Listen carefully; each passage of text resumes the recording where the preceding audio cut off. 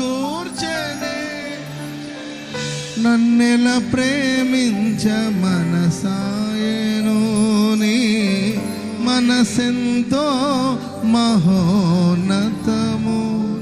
కొంతైన నీ రుణము తీర్చేదెలా నీవు లేక క్షణమైన బ్రతికేదెలా విరిగి నలిగిన మనసుతో నిన్ను